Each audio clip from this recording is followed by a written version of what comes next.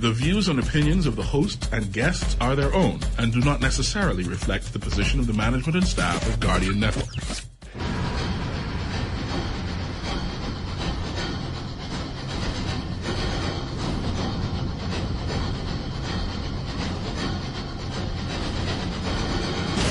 The Revolution of Juan McCartney is sponsored by Fidelity Bank Bahamas, J.S. Johnson, Commonwealth Bank, Bahamas Bus and Truck, Burger King, Ron's Electric Motors, Bonneville Bones, Atlantis Paradise Island, Marlin Marine, and Wendy's.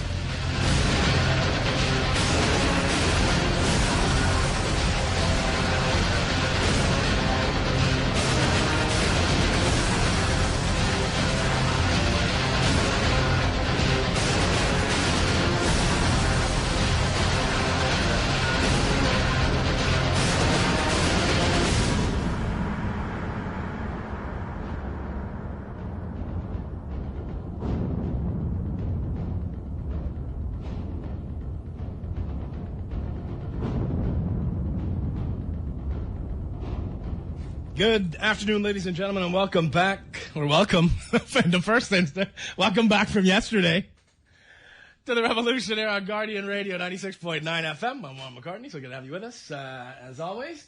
It's excellent to be in your company, and thank you for joining us. We are today going to continue our discussions over the budget. Again, budget not super sexy, I know.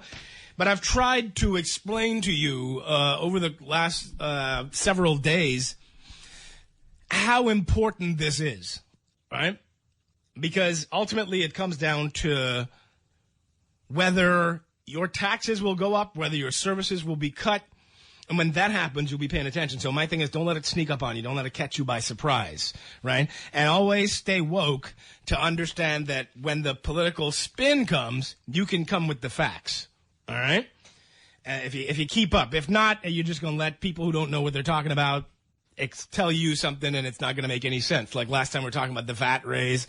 Oh, well, you don't want the dollar to get devalued? The hell are you talking about? The dollar's going to be devalued if we don't raise VAT? Make it make sense. Right? So the angle I want to tackle today is what is in the realm of the possible as well as the probable, and what is in the realm of hopes and dreams and wishes as we look at the budget. All right? The budget starts off by looking at what the government will spend, what the government believes it can take in. It considers the broader economy, and it also considers our levels of debt and our ability to service and pay back that debt, among other things. But basically, it's what you're going to take in versus what you're going to spend, and you look at that and you weigh that against the entire economy, and you try to figure out where you're going to be with your debt, with the GDP, how much economic activity is there going to be, which determines how much money I'm going to take in, which should guide you on how much money you are able to spend. So the government's never going to find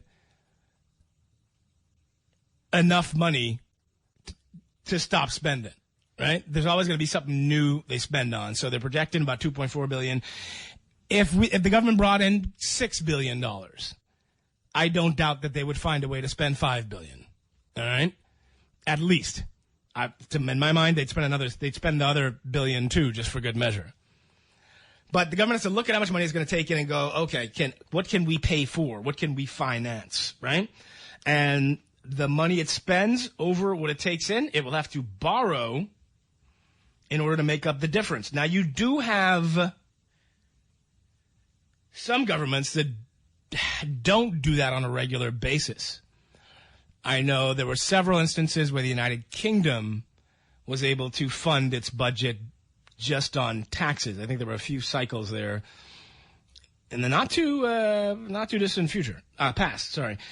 where the UK was able to fund it, but we have not been able to do so for quite some time. All right? And so we continue to borrow, because the government's broke, right? Well, let me say this. Well, okay. Broke and poor are two different things, right? So if you're poor, it means you just ain't got nothing coming in. If you actually have streams of revenue, but you don't have any cash or headroom for anything else or to take on anything else, that means you're broke, right? And you got to borrow in order to pay your bills. You got to borrow in order to further service debt. That means you're broke, right? That gives you an indication of when you're broke. So if you have a loan at a bank, you have your mortgage, and then you take out a car loan, and then you have to go to another bank to go get a loan just to pay the payments on the car loan and service the interest on the mortgage. Even though you have revenue coming in, you're broke. And that's kind of where our government's at. They got billions of dollars coming in, but they got billions of dollars in expenses, and they don't have the headroom. It's not coming in fast enough. It's not coming in a uniform, regular way enough for them to avoid borrowing to pay teachers, police, public servants. So that's the situation where we are. How does the government get less broke? The government could cut down on expenses. The government could look at increasing streams of revenue. Or the government could find some assets, sell those off, right? Marijuana we could put on the table. That could fetch us probably a couple $1 billion, right? Someone may want to buy that. So this is how the government mitigates its brokenness. What we see in this budget is what I believe is an admission of brokenness and just a willing suspension of disbelief that without serious measures, the brokenness will not get worse. So what we're looking at when we look at the budget are a couple of things. So firstly, we're looking at the GDP projection, all right? So the government is predicting that the country's gross domestic product will grow at a rate of 3.9% in 2021-2022. When we look at what's in the realm of the possible, sure, that's possible. When we look at what's in the realm of the probable, I don't know that that is probable or likely to happen, and I'll explain why. So the International Monetary Fund has already given its forecast for the Bahamas growth rate for this calendar year. The budget, of course, is a fiscal year. It intercedes years, right? It goes over both years, 6 months in. The IMF says we're going to grow by 1.8% in 2021. So I'm trying to figure out where the government gets the 3.9% GDP growth. Because to me, that's not an honest or outright. I would like to understand why they think that. Because here's what is true. If we look at the GDP that the Department of Statistics has released, we have to question where the government is getting its figures. All right? Should any other figures, well, let me ask you this question. Should the government get data about the country's gross domestic product from anywhere other than the agency responsible for measuring the country's gross domestic product? Because the central bank is going to use the data from the Department of Statistics. The U.S. Department of State is going to use the data from the Department of Statistics. The World Bank is going to use the Department of Statistics data. The IMF is going to use the Department of Statistics data. So I'm wondering where the government's data is coming from. And let me explain why I say that. So you say GDP is going to grow by 3.9% in the upcoming fiscal year. I don't understand what makes you believe that. All right? If we look at the GDP last year, we would understand that we took an extraordinary hit, particularly in quarter 3 and quarter 4 of last year. Quarter 3 and quarter 4 was July through December of last year. So already we start off at a very low point because of what happened in the beginning of August, and then we were gradually getting a bit better, and now we're getting a bit better. All right, we had about 47,000 international travelers through LPIA last month. No. I know it's different to have two fiscal cycles. One is calendar year and one is fiscal year. I'm not trying to confuse you, but here's what is true. Even though you have a calendar year and a fiscal year, you can understand that you have data from the last calendar year that is already factored into your fiscal year. And I know that may be hard to explain to the audience. All right. One is from January to December. One is from July to the end of June. All right. But you still have an intersecting part of the year that informs your data for the fiscal year. The International Monetary Fund also says we're going to have a growth rate of 8.5% in 2022. So, again, I'm trying to figure out how you balance that data. And is the Department of Statistics informing you of this data? Is that the data you're using? Because if the data you're using for previous years is off from what the Department of Statistics is saying, then I question your projections moving forward. All right? Now, by the way, you can join me in this conversation. All right. 323-6232, 325-4316, 325-4259. Text message 422-4796, 422-4796. Yeah, it's easy to see how they could differ, but that's not my question, is that they're different. My question is, what's informing your forecast and what has so far informed what you've recorded as GDP? Because for this year, if you look at the budget, and it's got to be a mistake, but if we're starting off making mistakes, I wonder where we're going. If you look at the budget estimates that they released, for this year, they say, for this fiscal period we're in, they claim that GDP has contracted by 100%.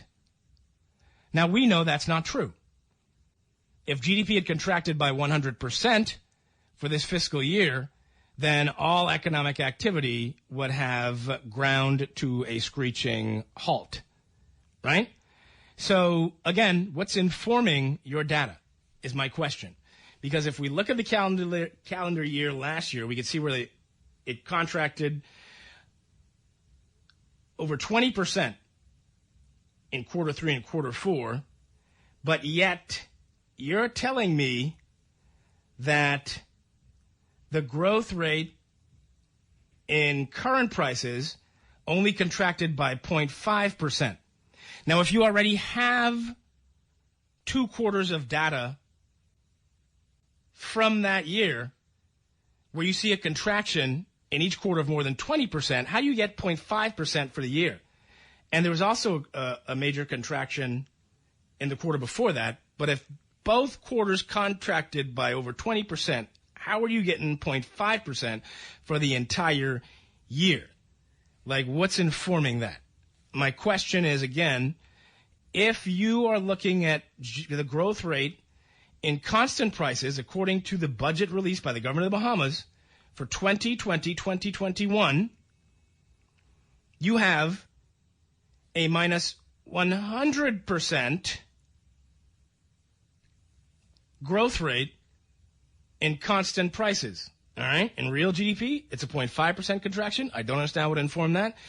In Nominal GDP, it's a 100% contraction in this budget book, and I don't understand where you're getting these numbers from or if you're just printing them in error. So if that's an error, then why are we then looking at growth at 3.9%? For the next year. If you've already been off with your stuff this year, why are we looking at growth 3.9% this year? So approved budget is minus 100%. You're projecting now that you're only going to experience a 5.8% contraction for the fiscal year. I don't understand that when 2 quarters of your fiscal year saw a 20% contraction. All right? So again, when we look at what is possible, sure, the economy is going to grow by 3.9%. That's possible. What is probable? I don't think so. And also, your forecasts and your numbers look weird to me. All right? Clearly, there's not 100% contraction in the growth rate and constant prices. All right? And if it's 100% contraction in constant prices, how can it be 0.5% contraction in current prices? I don't know that I trust that growth forecast. All right? IMF says 1.8% this calendar year, 8.5% in 2022. Now, what's true is that even if you don't believe the GDP forecasts, and why it's important that we believe the GDP forecast is because your debt to GDP ratio is moving forward is based on these forecasts. So your debt, certainly if you borrow, is going to do what you want it to do, but the economy doesn't necessarily do what you want it to do. All right?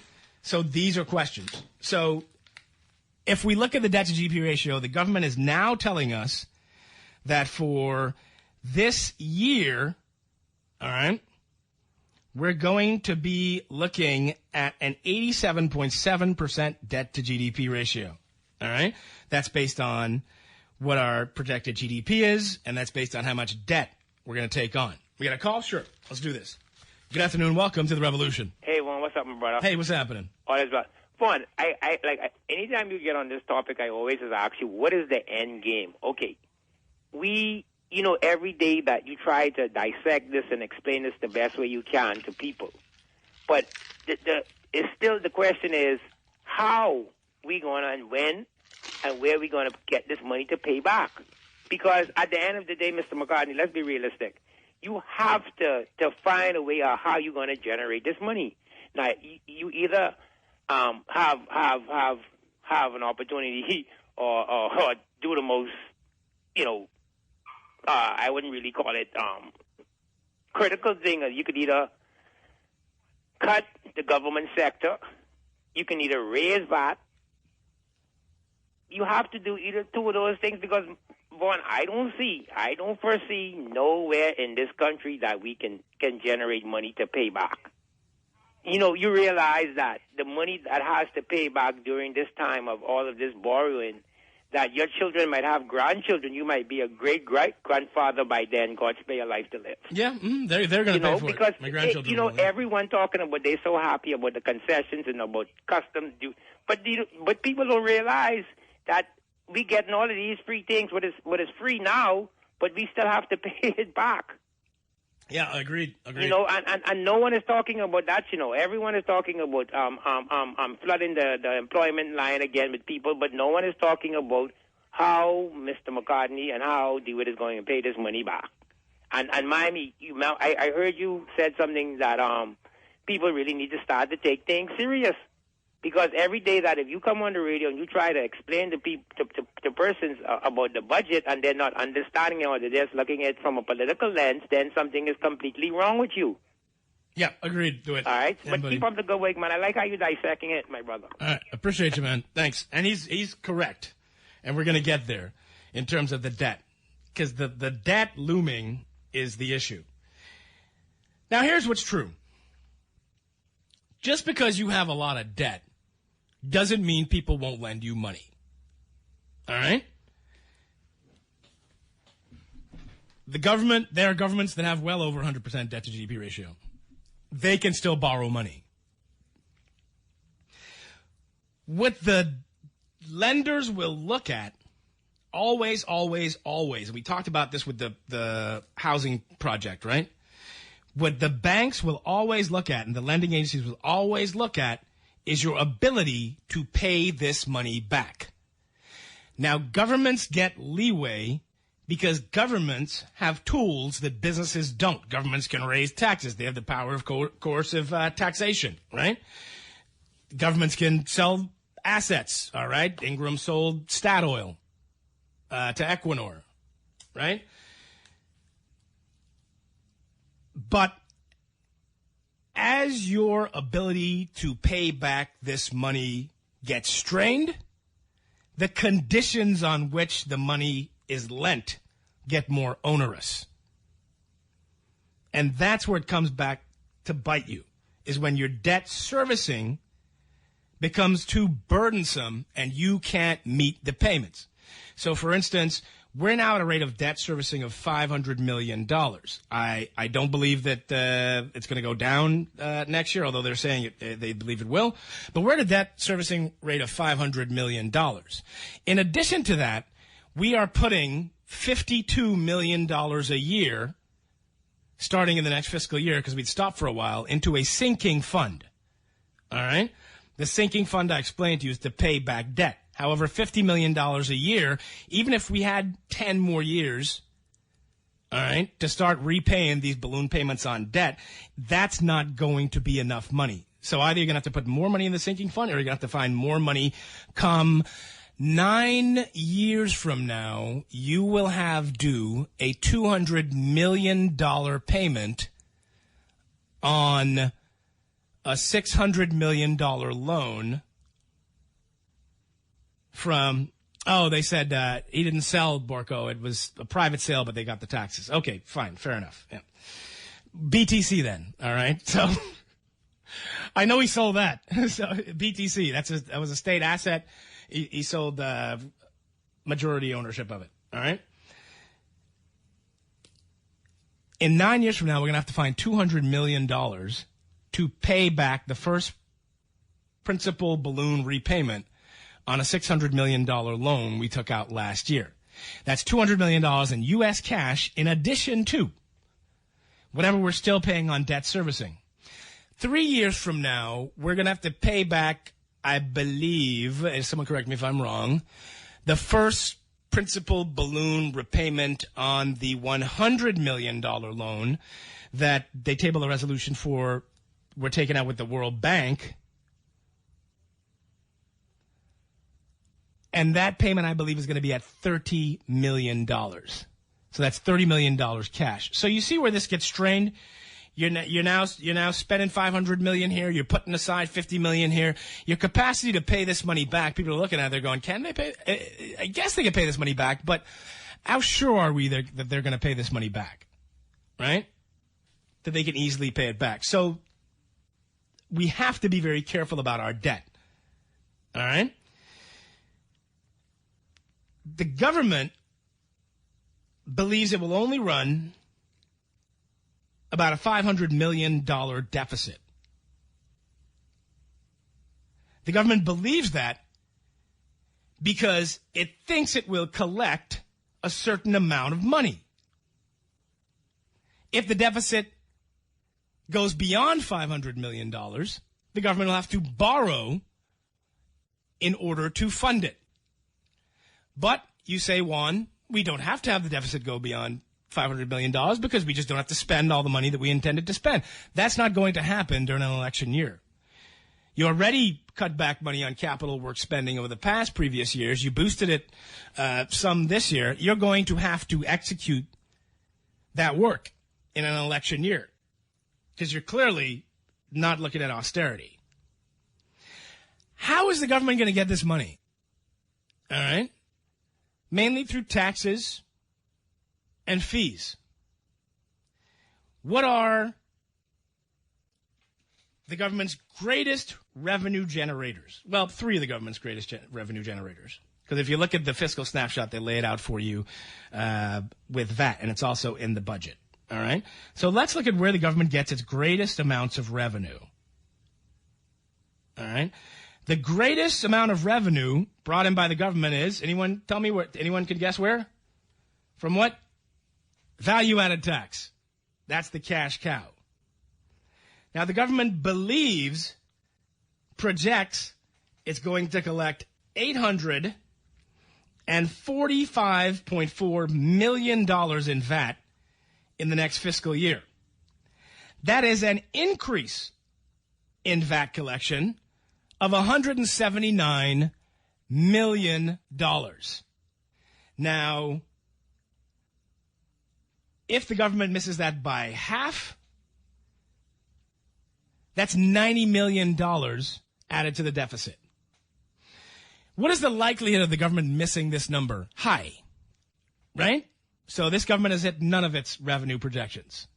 And I know you're going to tell me that that's a common occurrence, but this administration has fallen short of its revenue projections on average 10% per fiscal year. That is several $100 million. So in 2018, 2019, they had projected a certain amount, and that was off by $200 million. So the likelihood that they're collecting this $179 million in VAT, is it possible? Yes. Is it probable? To my mind, no. What is the next huge generator of government revenue? Taxes on international trade and transactions, and that is customs duties mainly. The government believes it will collect $405 million in taxes on international trade and transactions. If the government collects that, it will be an increase of $67 million. Let's say the government misses that target by 50%. All right? Or let's just say around 20%, right? We're talking $22 million. That's another $22 million. If we're being conservative, that's another $22 million added to the deficit. Let's say they don't get it. Let's say they're off 20%. And let's say they're off 30% with its VAT number of $180 million. That's $60 million. So we're already at $82 million added to the deficit they're already planning on running. All right? So are we going to see customs duties grow by $67 million or thereabouts? It depends on the economic activity in the economy, which is the gross domestic product. They predict pretty big growth in the economy, but if that does not bear out, they're not going to collect these taxes. Excise tax, all right? That is also dependent upon activity in the economy. You pay excise tax on certain items at the border, all right? Excise tax, huge revenue generator.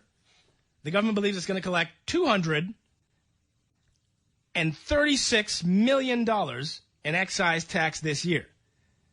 That is an increase of $74 million. Let's say the government misses that by 20%. We're talking another $23, $24 million. Let's just say 20 for good measure. All right, you see, so now we're already over, if these projections are off, by $100 million. So that's $100 million more you're going to have to go borrow.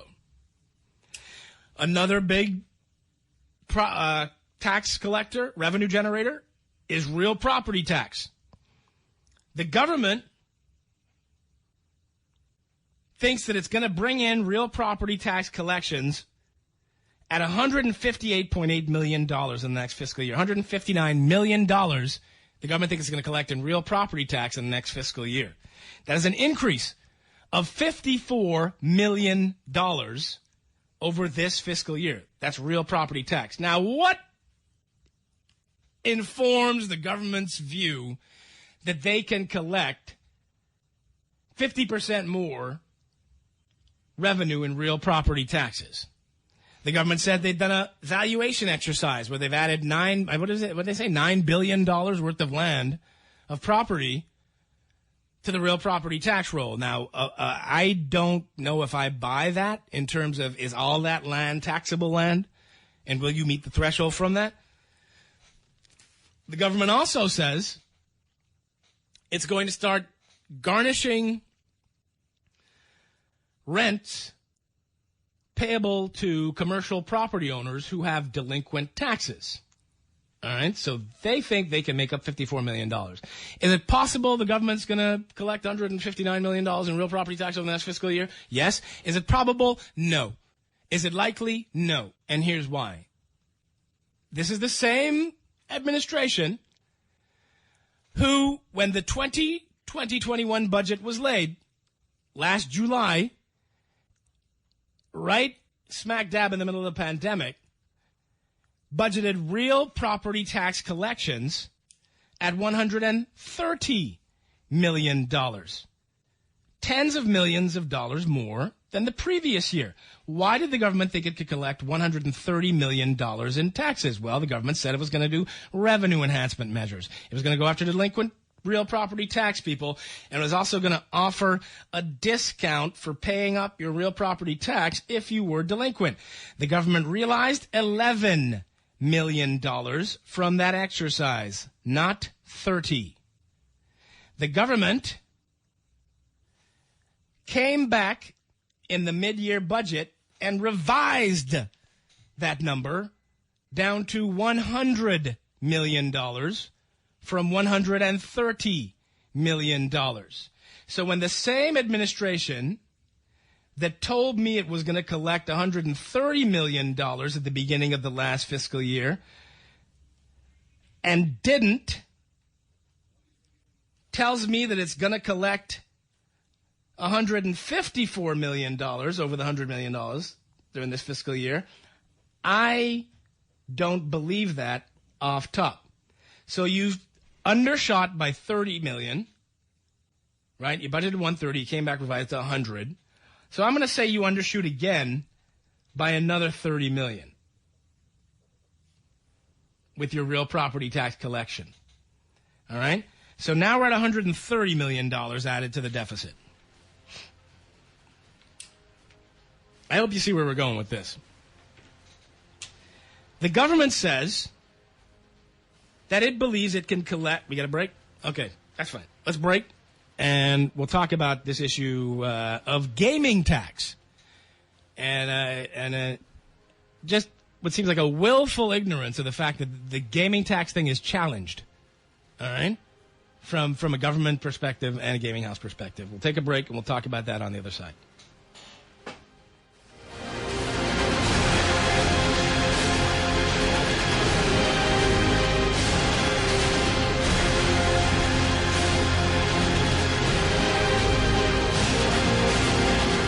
Ron's Electric Motors, they repair and rewind all major brands of electric motors, including water pumps, generators, and the generator's back end, welding machines, electric lifts, air compressors, battery chargers, and more. They're equipped to handle up to 850 kilowatts and rewind up to 450 horsepower motors. They're conveniently located on the corner of Wolf and Clarence Roads and are open weekdays 8 a.m. to 5 p.m., Saturdays till noon. They offer 24 hours emergency assistance. You can reach them at 242-356-0249. Preparing for a hurricane can make all the difference in safeguarding the lives of family, friends, and neighbors. By knowing what action you should take, you can reduce the effects of a hurricane disaster. Get all the facts of the potential of having insurance, impact-resistant windows, home emergency power, essential supplies, and a lot more before the storm. After the storm, where to purchase building or cleaning supplies, waste disposal, medical care, and more. The Nassau Guardian's Hurricane Guide will help you make sure everyone knows what to do in the event a hurricane approaches. Take advantage of this double insertion opportunity, plus 15 commercials on Star 106 Hits. Contact us today at 302-2300. That's 302-2300, or your account executive. Will you be prepared? Travel less, but vacation more by indulging yourself and your family with the ultimate staycation getaway at Atlantis. Sleep in, relax, play, go out. Say yes to a fantastic staycation in your very own paradise just over the bridge. For reservations, call 363-6483 or visit Atlantis Local on Facebook for details. Post your pictures with hashtag Atlantis Staycation for winning details. Marlin Marine is going digital to better serve you. Check out our digital showroom at marlin-marine.com or visit our Facebook page and select Shop to view our stock, speak with a sales agent, or request a quote. Be prepared this hurricane season with our lineup of Generac portable and standby generators. Our diesel and LP standby generators give you clean, uninterrupted power, while our portable generators provide convenient power where you need it, keeping you connected no matter the conditions. Find the Generac that best suits you. Contact Marlin Marine today and our sales agents will be sure to help. Call 393-7873, visit marlin-marine.com, and follow our social media pages to stay updated on our latest products. When the power cuts out, Generac steps in. So get your Generac generator today at Marlin Marine, giving you power on land and sea.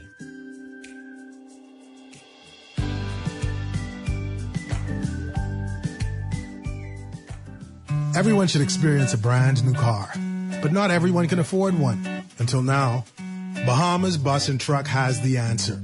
The stylish, spacious, feature-rich, yet affordable Mitsubishi Atrage. Priced at $21,900, including a 3-year warranty, why not come and experience the value that Mitsubishi has built into the Atrage today? Bahamas Bus and Truck, the country's only authorized Mitsubishi dealer. Telephone 322-1722. Bonneville Bones is here for you this and every Father's Day. So let's make Dad feel extra special with a statement in fashion. We have the best options for every occasion, and your dad deserves it. Statement in fashion, only at Bonneville. Leather shoes, we got it. Cufflinks, stitches, spotted. Chinos, linen, pocket piece, fresh. Shop with us, we got it. The best. Bonneville Bones, located in the mall at Marathon and Bay and George Street. This is Guardian Radio 96.9 FM. Fresh news, smart talk. All day.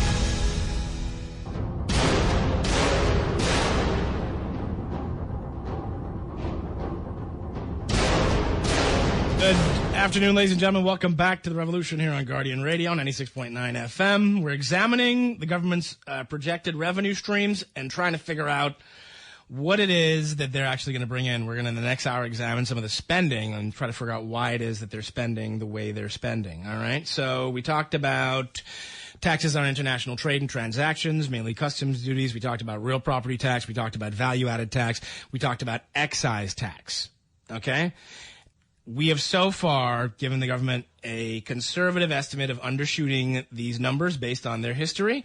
And to me, we're so far $130 million over the deficit number projected. All right? So far. It's going to be more. Just let me briefly help you. What is this? Boy, want to leave my marijuana alone. It's the second time you said this. Let them look for another way to make some money. How they go make the money? How they go make the money? Is like 50 grand for sand, and an aggregate, I think, in the budget, is zero for aragonite. It ain't gonna be aragonite, right? It's zero for aragonite. It is, it ain't gonna be, what you could sell. We can sell the AUTEC base. That's got a lease of $11 million. That's gotta be worth something. The British Navy's testing torpedoes down there. Maybe the U.S. will buy it off our hands. So, and it ain't gonna be gaming tax, all right? And I'll explain to you why. All right. And there's something bizarre going on with this projection too. And this is why I falter with these things.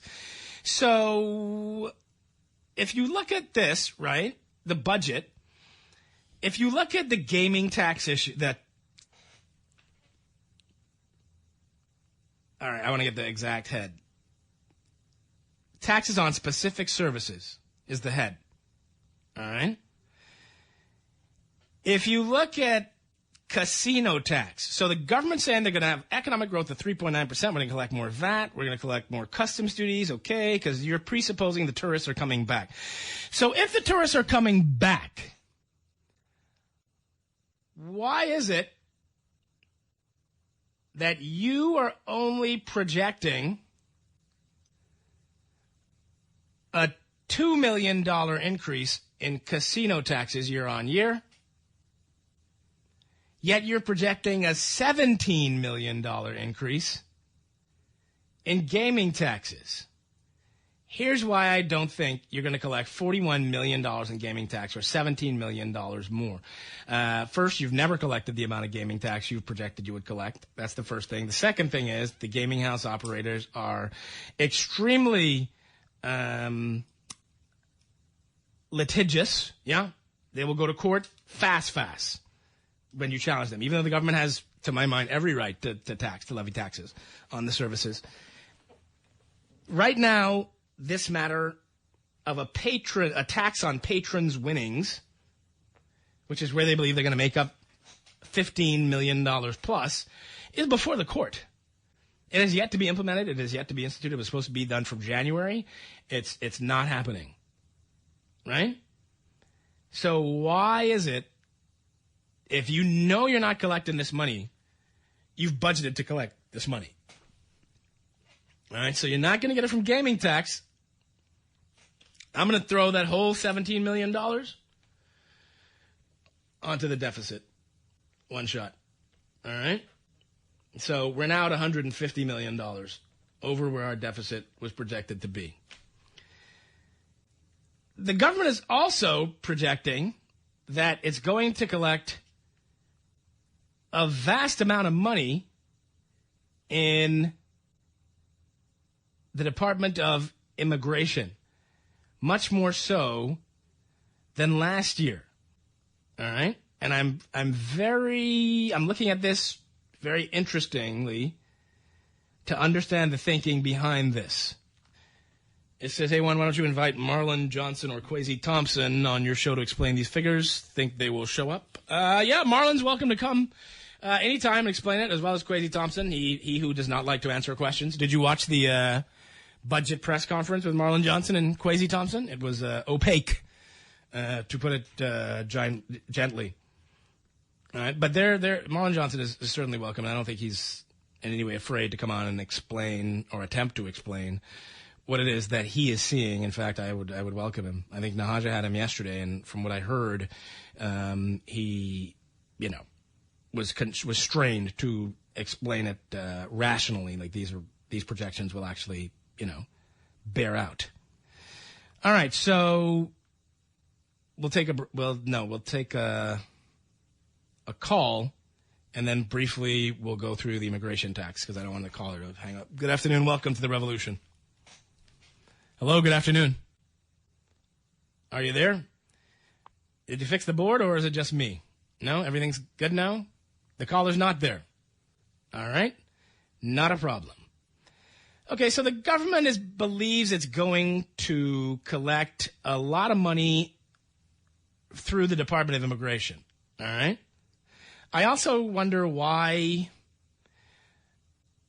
the government says it's going to make $40 million off of the health visa in the next year.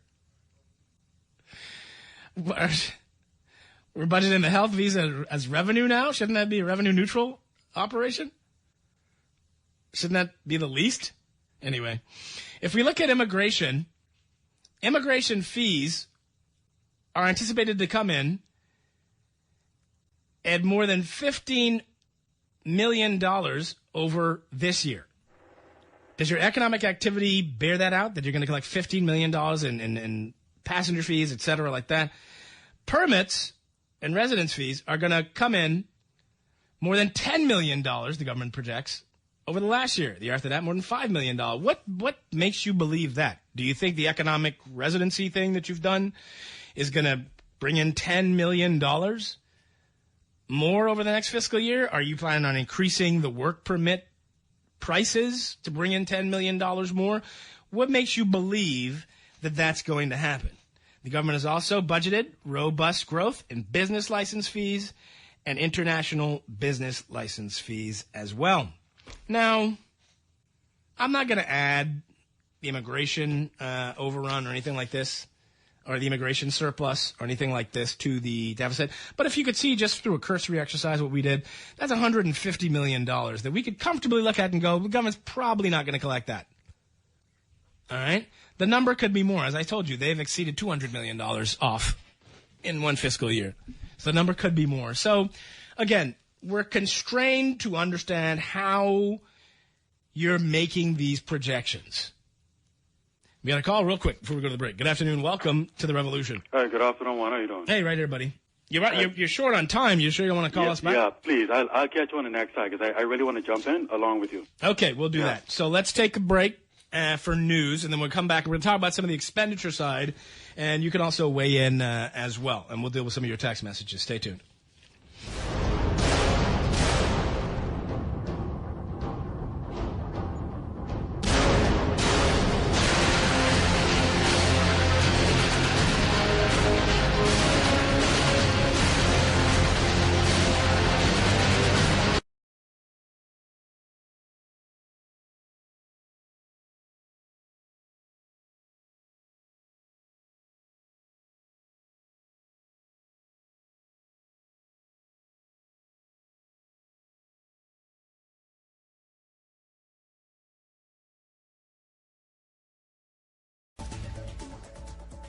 This is Guardian Radio 96.9 FM. Fresh news, smart talk, all day.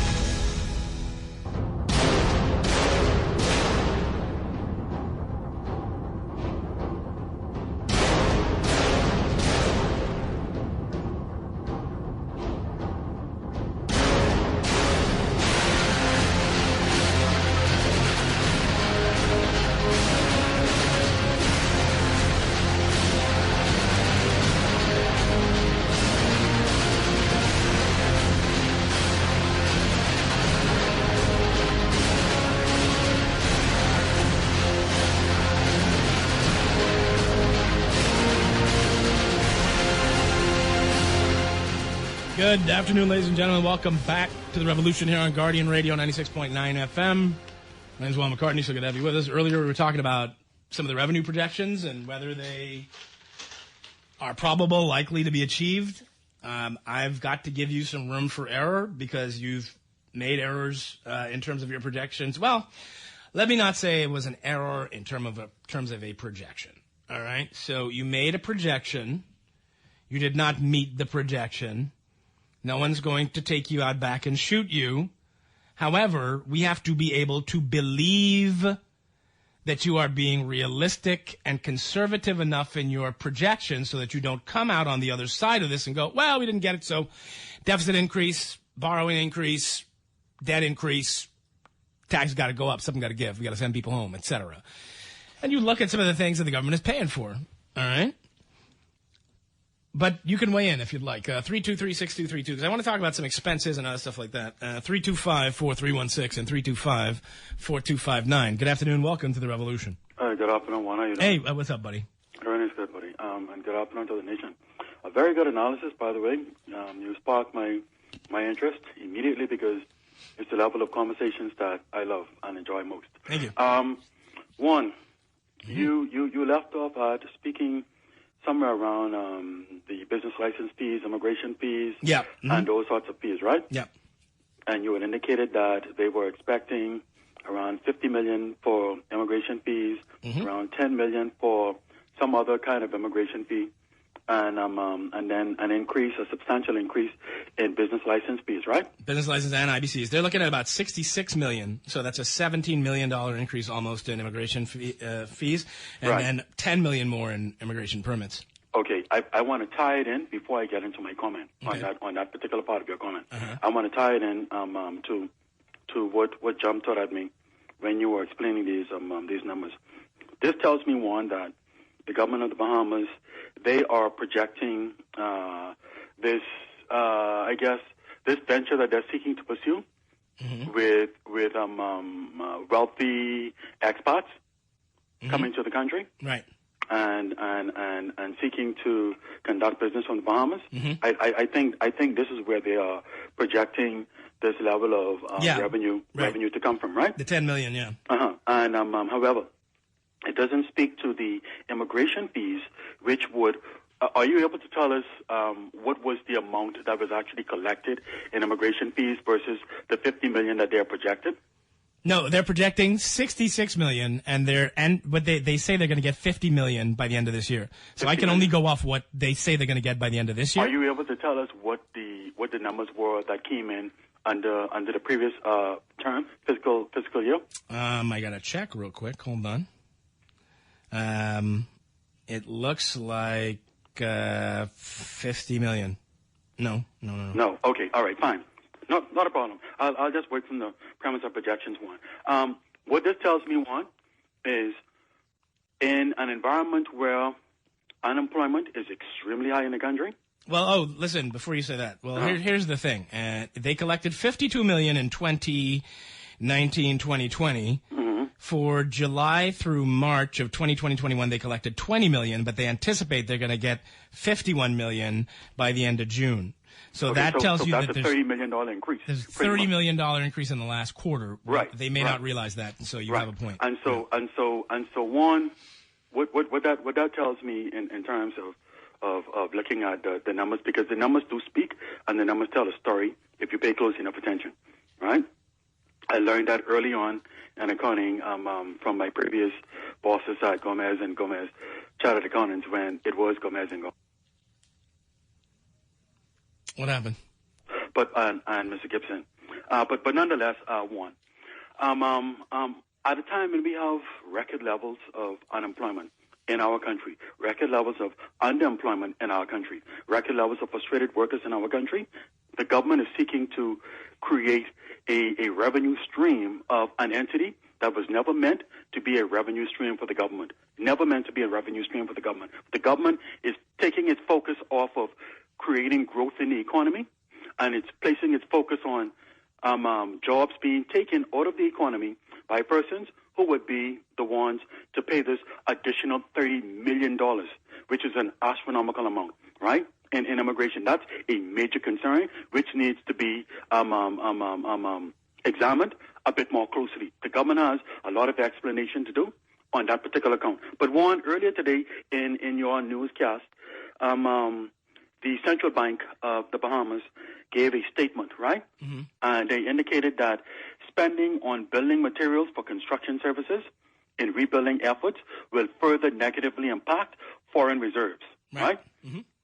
One, that is a serious statement. I've been speaking to that ever since the Prime Minister made his budget communication, right?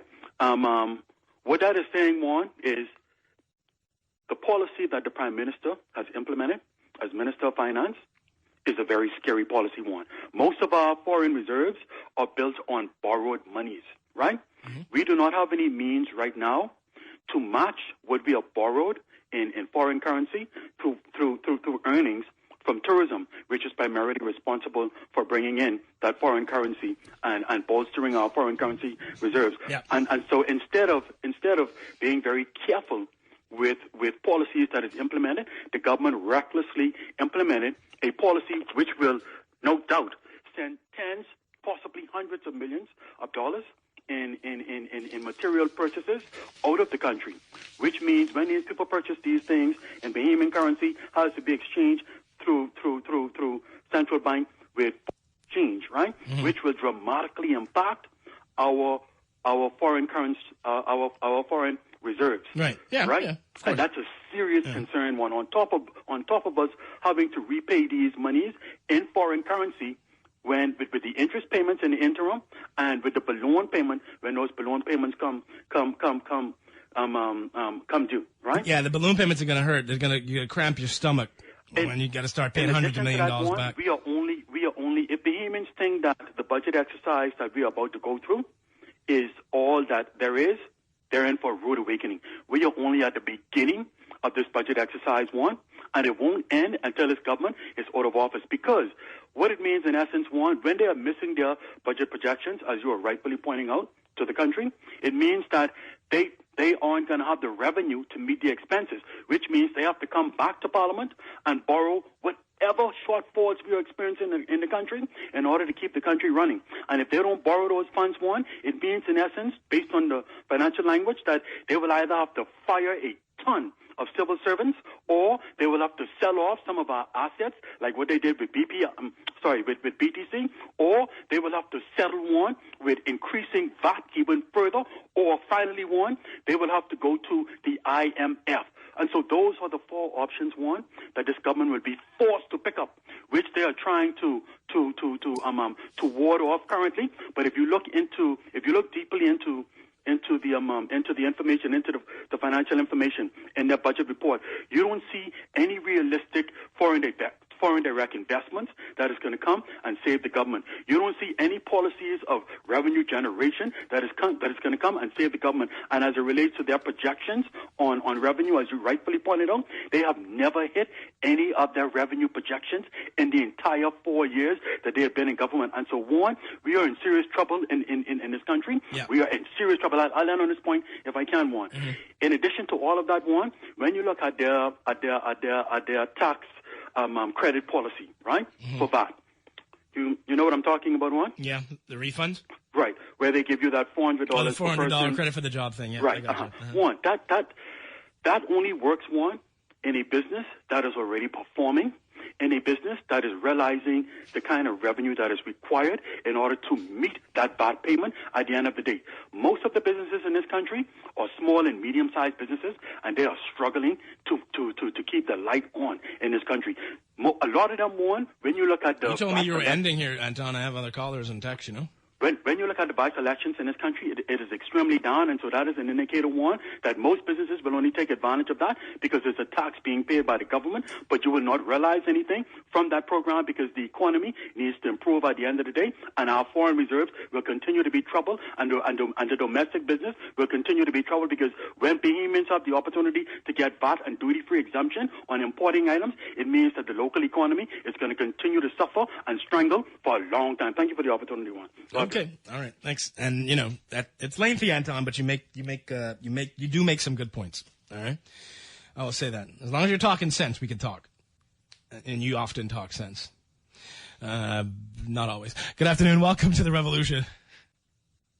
I hope when the people get the power, Antoine can still function. But the last one, like him, ran a little off his rockers. Now let's say, right, when the number boys and the argument was fighting for the big money, right, 50% off. I always say, ministers as prime minister, so to step in and say, give me 20 now and 3 years down the road, was to make it 25%. He could have, now, Papa would have done that. He had the argument and number boys fight. They want 50% of the number one non-court. They went back to 12. So he missed a chance of him being the CEO of this country. He let Diagla and they'll fight. Yeah. He can cut the pie. That's his pie and our prime minister, but that's a lie by. Yeah, that's all right. Yeah. If you Google, right, Seattle got 21 billionaires. Instead of Washington, gonna tax them 1%. Now that's 2 billionaires.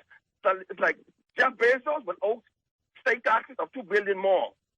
Why we can't do that here? All them billionaires hanging up around here, 1% of your money, or go back home.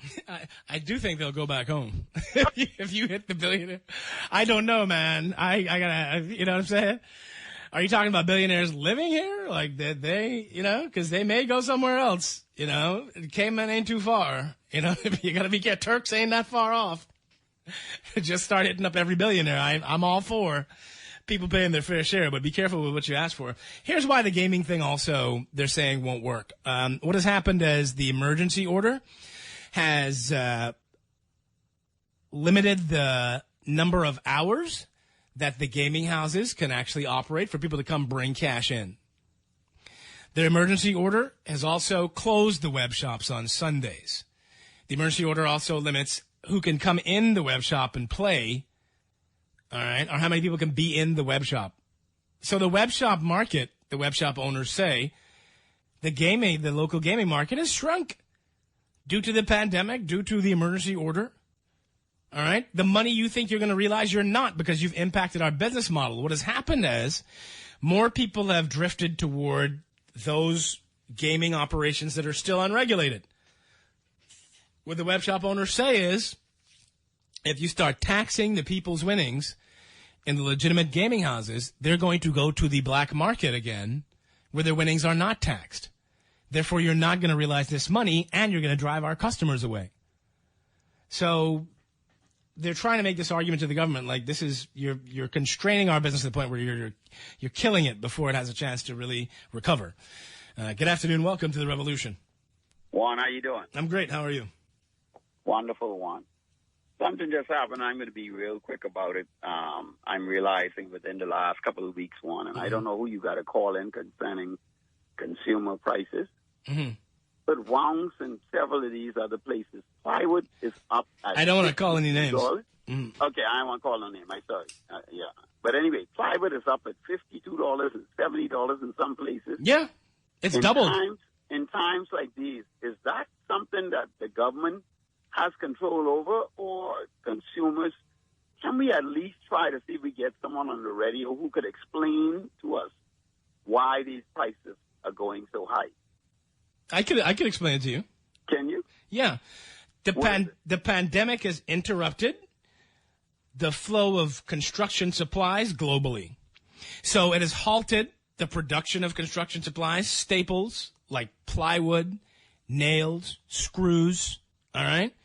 They are constrained to deliver these materials, and therefore, there's a limited amount of these materials, and therefore the big suppliers are gobbling them all up, and the prices are going up because the supply is limited. So until you get these companies operating as they were pre-pandemic, expect the prices to continue going up. If you would notice, plywood is, like I said, double, right? People are now having to go beyond Florida, north of Florida, to get construction supplies. Because as these guys ramp up their construction projects, they're eating up all the supply that was limited in the first place. Judge us. So I know people who want tile for their house, and they're told they have a 4 or 5 month wait for tiles because the supply chain is disrupted. Yeah, I know. So the government could make it zero duty, right? And the price is still going to go up. But they did say they're going to reduce some duty. Wow. So it's a rough time to build. It is a rough time to build. Yeah. Yeah, it is. So that's what's going on. But I don't know that the retailers are what their profit margin is, but the price is up everywhere. Well, another thing I want to talk about real quick. I was driving around Saturday evening and Sunday evening. I hear a lot of these people crying about how tough people have it. But, man, if you see the bars and the clubs, the way people are partying and whatever they're doing, I don't know if we have it tough. Some people do, but some people are making choices that are leaving them screwed, and they want to blame someone else because of their poor choices. But there are people who do have it rough. And then the way I look at it, Juan, too, I say, a lot of them are men. These are fathers who ain't taking care of their children, In the bar, yep. Mm-hmm. I'm telling you, man, that's why these children are on the road doing what they got to do, and things happening the way because they're being neglected. Yep, and it kind of hurt me because I think it's a pandemic, and these people, we're still in the pandemic, and these people are having this much fun. But I hear a lot of people come on the radio complaining, and I'm thinking some of these people are wasting away their money and complaining that the government ain't doing good for them. This is a time, Juan, for us now to start saving. There's a time and a season for everything. Mm-hmm. Listen to me, Bayman people. This is a time to start saving your money and do what Joseph told Pharaoh to do, to save for a few years. There's going to be time to spend, but it's a time to save. Anyway, thank you, Juan. I appreciate you. Well, the thing is this, and we'll go to another call. I do hear you, and I hear you about people at bars and then other people calling in and complaining, but they're not all the same people. People have disparate experiences. So there are people who are trying their best, who are really hurting, who don't have work, and then there are people who are making choices to go blow their money, and then they want to complain that they don't have enough money to go blow their money and take care of their responsibilities. So, again, I don't lump everybody all together. Good afternoon. Welcome. Someone says the price of block is going up in Nassau. We make blocks here. Yes, exactly. Good afternoon. Hello. What happened to the caller? Drop. Call drop. Call us back. Good afternoon. Welcome to the revolution. Hello. Can you hear me? I can. Yes. Hey, how you doing, man? I'm great. How's it going? Good. So, Juan, I'm listening to this budget report and going through it, and I have to laugh. I mean, you know, I'm a business owner, and I would really recommend that Guardian, one of the talk shows, get over to Abaco and get on the ground and see what's going on. I invested in Abaco a couple of years before Dorian, and I'm rebuilding there now currently. And I had to tell this story because it just blew my mind. But I'm trying to clear items to get things going, and you're spending money with the government. So I was over there a few weeks ago, and basically customs was shut down. So they were shut down because they had a generator issue. And I was really bothered by the situation because I was on the ground trying to get things going. So I went over to customs to find out what was going on, why the power wasn't on. Have you ever seen customs in Marsh Harbor after the hurricane? No, I heard it's a mess, though. Okay, so the custom department that brings in all the revenue, they're working out of a tropical shipping container that Tropical donated to them. Of course. And the generator that is down, that runs the entire facility, is a $500 5 kW gasoline generator. So that is what we pay taxes for. We never hear about these people that have to work in these conditions. But when you sit there and you look at the custom officer that's working in those conditions, the power is off, and then you have brokers on the ground there that are bringing in their laptop and hotspotting their phone so customs could work, and they're working in there in the heat. You have to give it to some of these workers, because if they didn't want to put in the effort, I mean, we as a country would come to a grind to nothing. Yeah. But those conditions are deplorable. That's one thing. The other thing is, you talk about bringing in revenue. I voted for the F&M in this election, and I will tell you that the inline revenue department worked very well under the PLP, and that's not a plug for the PLP. It is just a fact. Right now, my home, I would like to pay my real property tax on my home, and there is an issue in the most recent statement. I have called, I've emailed, I would say 20 times. You today when you knock off, please try and call in non-enough revenue and trying to get anywhere. Just try that for me. I went down there. You have to stand outside because of obviously the coronavirus. You have to stand outside on the line. I waited for about an hour, 20 minutes. I gave up. I said, if they want my money, somebody should reach out. And to date, you're talking about probably 9 months, not a response yet. Really? So, really. And I will give you my emails. I will give you all of the emails that we sent to them. Nothing. So I will tell you that if the government wants to collect revenue, then they need to shape up. They need to get their people working. And the last thing I want to touch on, because over the last few months, there's been some talk shows talking about Abaco and the immigration problem and the government knocking down these homes. The government spends a lot of money on the civil service. So somebody needs to do an investigation, because these shanty towns that we're building up in what they call the farm up there by Treasure Key, people have been complaining, they have been writing, they've been calling ever since it started. And the government allowed, and I won't say the government, say these departments, Ministry of Environment, Immigration, whatever it is, these things have gone on and on and on and on. Nothing was done.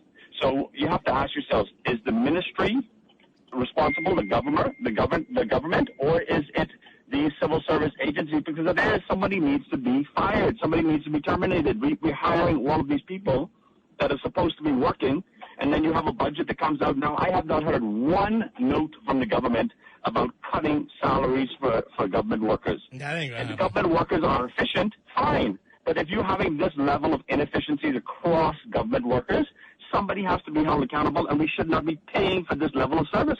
Yes, I agree. Thank you. It's very, very cogent points you make there. Thank you very much. That's a good contribution. That's scary to think about Abaco, eh? Yikes. All right. Now, I want to say this. You got to figure out what it is that you want now. So, in terms of the caller who said that people are wasting their money, nah, you got to figure out what it is that you want. Either you want people to save, and therefore economic activity slows and the economy contracts, or you want people to spend money to generate economic activity. So you got to figure out which one you want. You can't have both. You can't have economic recovery without economic activity. And you can't have savings, not robustly, without continuing to spend in the manner in which you are doing, unless you make more money. Good afternoon. Welcome to the revolution. Hello, Juan. Hey, what's happening? Guess what? The Bahamian people just need to stop sugarcoating. When Bill Gates say he won't buy all of these swampland, that's what the government depends on. And we might well come to reality. This is your first time caller. When the government depends on them same swampland for Bill Gates to pay off the bill.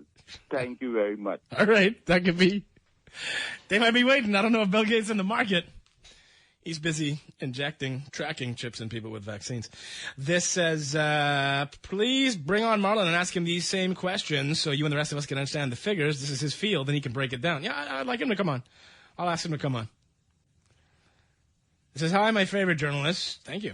One, if they don't put VAT up to 20%, they can sock it to you either by NIB or car licenses, but we could pay that back. Ain't nothing free. Great show. They should make you Minister of Finance. No, I don't want that job. Among well-paying jobs, it ain't that well-paying, for that stress. Among jobs that are out there, Minister of Finance is not one that I would want in this current environment. This ain't no joke. I hear the PLB talking, but you guys are going to be challenged if you win the next election. Anyone is going to be challenged. Reality is going to have to confront you at some point. Good afternoon, Juan. Did the government add tax from the numbers winning in this year's budget toward our projection? Yes, that's got to be what it is. It's more than $15 million. Good day, Juan. Me and my wife are saying the same thing DeWitt said. How will we pay this money back? My business is only hanging on by God's graces. Yeah, it's rough. Good day, Mr. McCartney. The administration could have met all of those real property tax projections if the Revenue Enhancement Unit was allowed to carry out its mandate without interference, while the administration attempted to keep the unit intact. Internally, the unit struggled because carrying out its mandate due to internal conflicts. Oh, okay. I'd be interested in knowing that. I haven't gotten my real property tax statement. Well, I lie. I haven't checked my mail in months and months and months. Who got snail mail? Send me the email. Send me it in the email. Okay? Do I need to register? I'm already registered with the Department of Inland Revenue. If you see a real property tax bill come up in my name, send it to my email so I can understand what it is. But I haven't received my real property tax assessment for 2020, so I'm going to assume there is none and carry on smartly. Good afternoon, because you don't ever know, right? No one comes. You know how you don't pay your light bill and they come to your house and turn the light on. You go, you can't play crazy. But my light bill, I get it by email. But no one ever comes to your house and puts a notice on your door. Your real property tax is due. You have 30 days. We're going to put a lien on your property. Hello, good afternoon. Welcome to the revolution. A pleasure. Good afternoon, Mr. McCartney. Hey, Sparky, how's it going? Yeah, I just want you to bear with me a minute, because I remember back in the time when Antoine surfaced around Perry Christie's reign. Mm-hmm. All of a sudden, he came out of the woodwork like a termite. They're coming out of the woodwork like William. Mm-hmm. And then all we used to hear during that time was the Right Honorable Perry Christie, this, that, and the next. And you couldn't get enough of Antoine. Right. All right? At that time, when I used to call in once or twice a day during different shows, I used to always be told, Sparky, if you call in one show in the morning, don't call back no more till the next day. Mm-hmm. That's what I used to be told. And don't call back the same show the second time. Right? As when it comes to the PLP, and I know you have heard it many times, because I know I've spoken with the hierarchy. I say the hierarchy. The spokesman for the PLP is supposed to be the chairman, which is Fred Mitchell. Mm-hmm. Although when he comes on talk show, he don't want nobody to ask him no questions. Right. He's supposed to be talking on behalf of the PLP. Now, I don't understand. If Sparky could only call in once a day or once a show, how come it is that this doggone strange, doggone just new to the talk show, dominates the talk shows, come in on every talk show from 2 in the morning, all day, allowed to speak for as long as he want to, and nobody says nothing. But when Sparky or other people call in, it's like a 30-second talk. Thank you. Have a good day. We got to go to a break.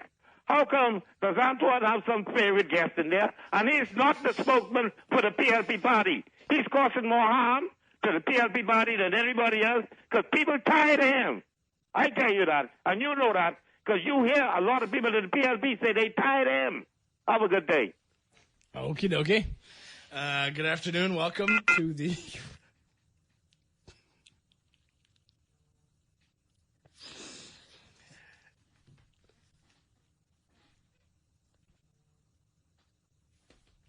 You can do. You gotta. Someone send me the link to go log in to find your real property tax bill.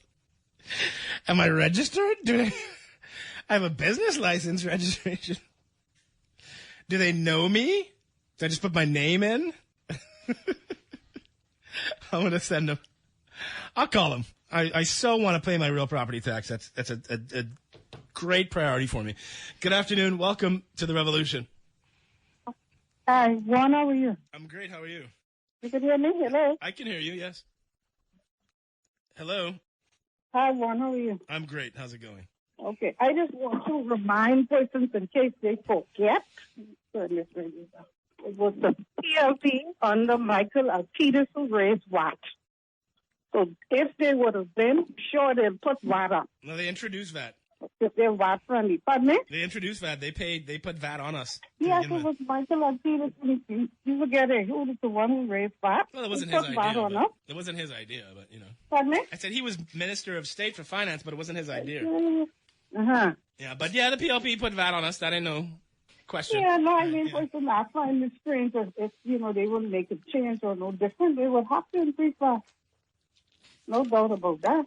Well, I don't know. If you increase VAT, you sure you're going to make that money? Yeah, especially if the government is so hand. Yeah, The I first mean, thing they can do is put VAT with 12%. there's going to be some hard choices. 15%. Or perhaps 20%. How about that? Yeah. I mean, it could be 20. Okay. You know? Yeah. It's rough. So, listen, the issue with VAT, and at my core, at my center, my issue was VAT, never that you put VAT on us, right? Because VAT did a couple of things well. Now we got to take a break. All right, it's not the music. I'm tripping. No, never mind. Wait, we don't have to take a break yet.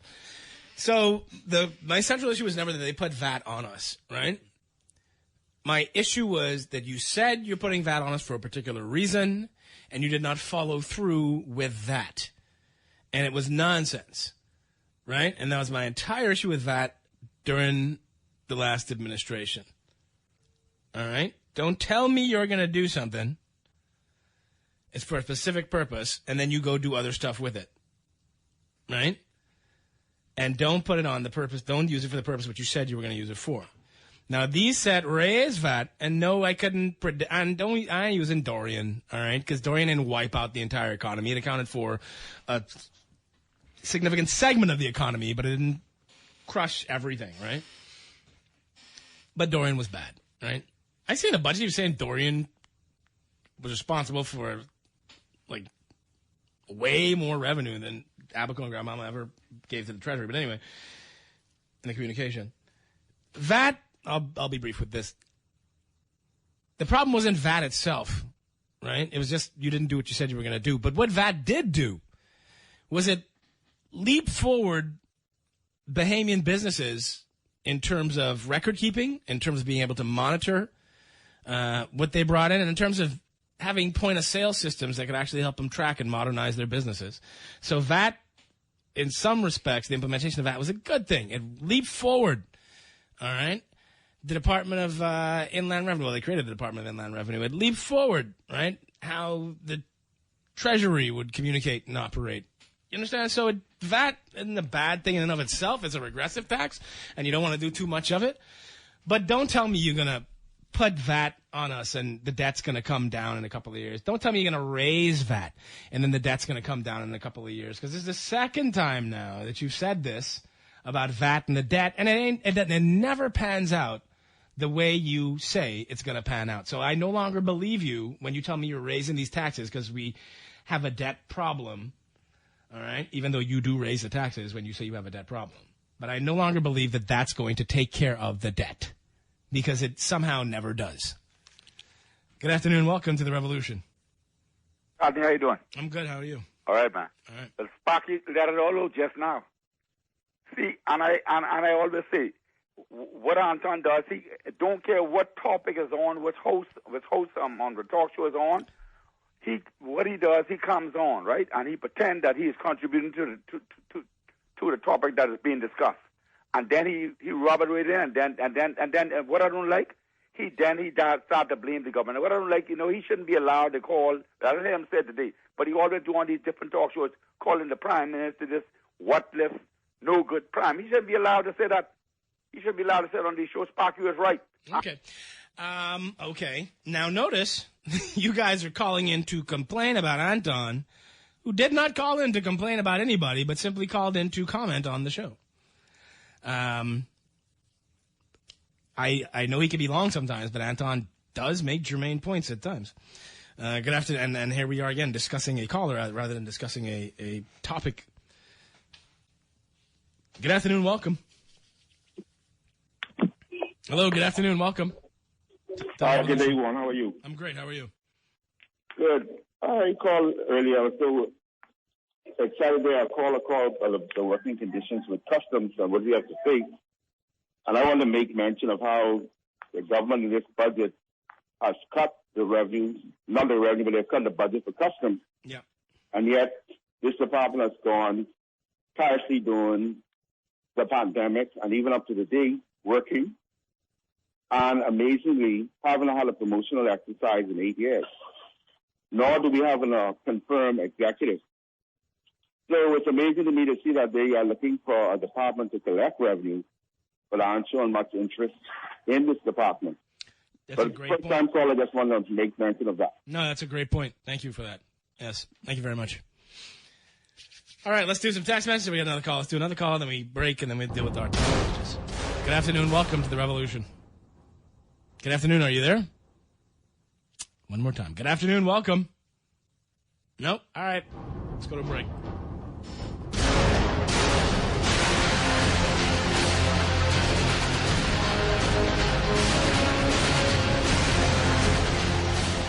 In life, there are always challenges. Today, we find ourselves having to be more self-sufficient, socially aware, and technically savvy. At J.S. Johnson, we are committed to our customers by providing cost-effective insurance solutions. No matter what your insurance needs, we will always be here for you. Call 397-2100 or visit jsjohnson.com. J.S. Johnson Insurance Agents and Brokers, giving you peace of mind. Wendy's spicy means Wendy's spicy. Unlike the other guys, our spicy activates all your senses. For a taste of Wendy's spicy, try the new Chipotle Crunch Cheeseburger made with fresh beef, or the new Chipotle Crunch Chicken Sandwich, both with delicious crispy jalapenos, Chipotle aioli, cheddar cheese sauce, and much more. Taste the Wendy's spice in every bite of irresistible Chipotle Crunch chopped fries too. Stop in today for the flavor you crave. Wendy's, different inside and out. Hello, sir. Your credit card bill is due. Hello, sir. It's time for your monthly loan payment. Tired of creditors pounding at your door? Sign up for a debt consolidation loan from Fidelity Bank and consolidate your debt into one low monthly payment. What's more, you'll also earn interest on a built-in savings account. The pandemic has curbed many freedoms, but at Fidelity, our focus is to help regain your financial freedom. Visit a branch or speak to Fidelity Bank at 356-7764. COVID safety measures in place at all branches. Fidelity, we're good for you. Travel less, but vacation more by indulging yourself and your family with the ultimate staycation getaway at Atlantis. Sleep in, relax, play, go out. Say yes to a fantastic staycation in your very own paradise just over the bridge. For reservations, call 363-6483 or visit Atlantis Local on Facebook for details. Post your pictures with hashtag Atlantis Staycation for winning details. The Sourdough King is back at Burger King Nassau. This fan favorite features 2 quarter-pound savory flame-grilled beef patties topped with thick-cut smoked bacon, 4 slices of melted American cheese, ketchup and creamy mayonnaise, all on toasted sourdough slices. Get your sourdough sandwich as a single or a double and add ice-cold Pepsi and fries or onion rings for a perfect way to fill your day. The flame-grilled Sourdough King is only here for a limited time and only available at Burger King Nassau, where taste is king. Tired of banks forcing you to use technology to bank the way they want you to? Your convenience is important. So no matter what your banking needs, Commonwealth Bank's friendly staff are always available in branch for that personal one-on-one service. But when you choose technology, our online and mobile banking app offers you state-of-the-art functionality. The choice is yours. Commonwealth Bank. Bank the way you want. At Bahamas Bus and Truck Company Limited, we provide vehicles known for quality and durability. From the iconic Jeep Wrangler to the award-winning Grand Cherokee, we've got your everyday driver covered. For larger tasks, our Ram 1500, Mitsubishi Fuso Canter trucks, CMC Verica vans, and Fuso Rosa jitneys do way more than just deliver. We even carry a wide variety of pre-owned vehicles. To keep you going, our parts, service department, and body shop can accommodate our brands and others. Call us today at 322-1722 or email info@bahamasbus.com. Bonneville Bones is here for you this and every Father's Day. So let's make Dad feel extra special with a statement in fashion. We have the best options for every occasion, and your dad deserves it. Statement in fashion, only at Bonneville. Leather shoes, we got it. Cufflinks, stitches, spotted. Chinos, linen, pocket piece, fresh out with us. We got it. The best. Bonneville Bones, located in the mall at Marathon and Bay and George Street.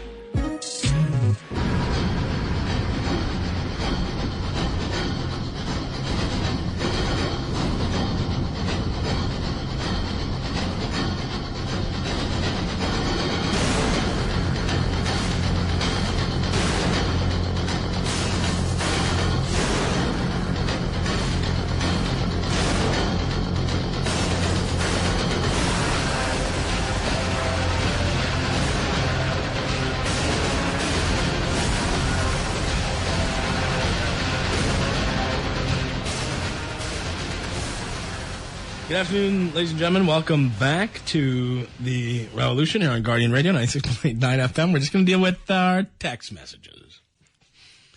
No more calls at the moment.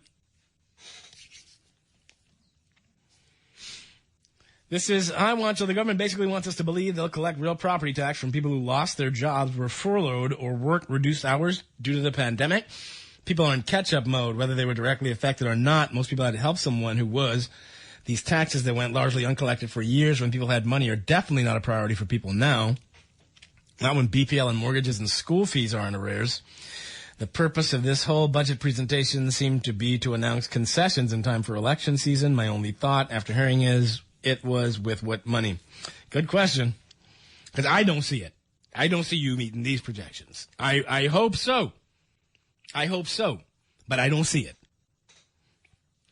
I wouldn't plan my business this way. Let's just say that. Mr. McCartney, call it what it is. Lies, lies, lies. This fiscal deficit will be near $1 billion. I mean, and that wouldn't shock me. So I don't know why we playing like that's not in the realm of things that could happen, because we've averaged $1 billion deficit for 3 years now. If you add it up, right? Juan, yesterday on your show with the labor leader, one of your favorite and chronic callers, Anton, called and corrected you on a labor matter and virtually put you to shame as talking nonsense in your interpretation of the law. So I was very surprised not to hear you say in response to the often most arrogant, "Hey man, Anton, let me help you."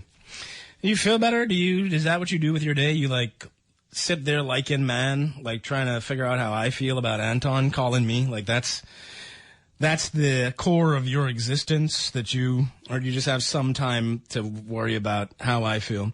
But at the time, I told Anton I wasn't too sure. I thought he was wrong, but I told him I'd check the law. But I can't remember what he said exactly. But I don't care as much as you do, clearly. Juan, how are you? Tell Anton PLP will not win the government. Good day, Juan. How dare these spoiled, rotten foreigners cry to the UN that we are unjustly taking away their stolen property. Famous can't get an inch of land for free. I lost my home. I already put $100,000 into, while these privileged people think they deserve everything for free. They work, send the money out of the country, bring more people here. I hear you. We're not doing the Shantytown show today. Says Anton makes a serious and crucial point on the government making immigration fees a revenue source.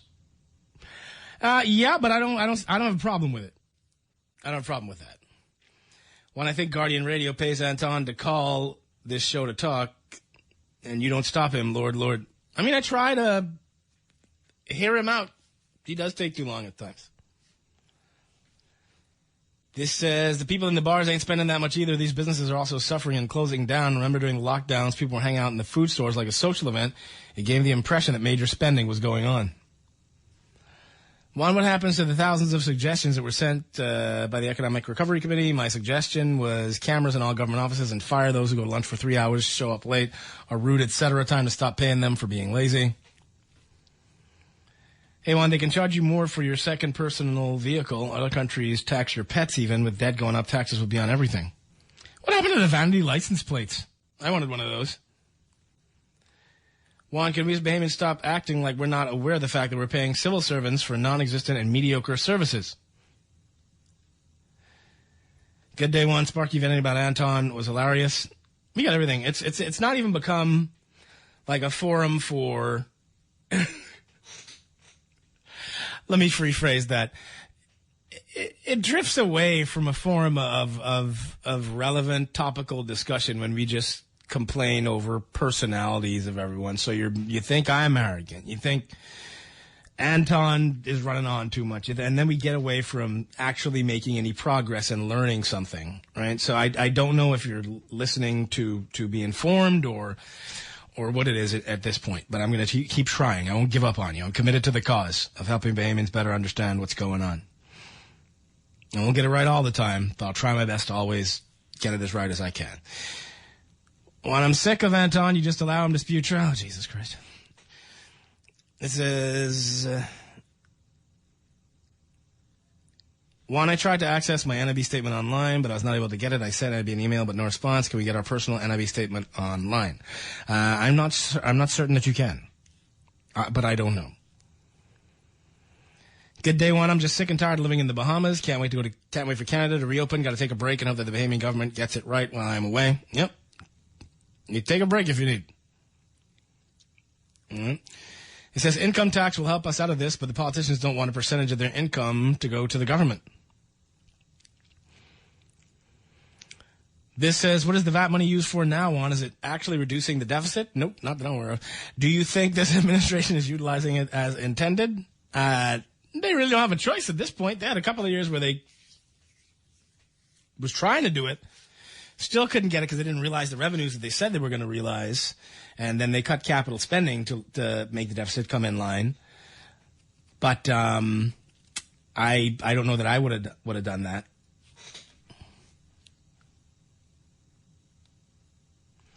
Well, and sometimes I have a problem with Anton, too, but Anton calls to talk about issues. People use their time already to talk about Anton. They are the idiots. Says, good afternoon, Juan. Anton made a lot of good points today, bro. Well, again, I think that... Is this a productive use of our time to speak about Anton? It says, Anton doesn't stick to the point as DeWitt does, but at times he makes me sick as he never sees wrong. It says, I guess Anton made sense today. Everyone hating on him. Shame on all you who cannot tolerate someone who doesn't share your perspective on issues. You know, at least he spoke to the issues.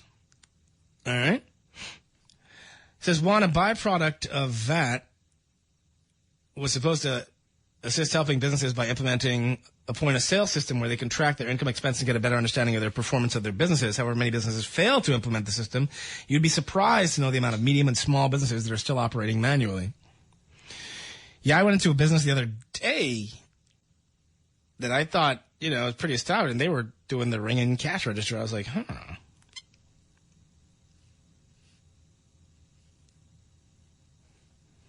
I'm silent because I'm sifting through all these text messages about Anton that I don't find necessary to read.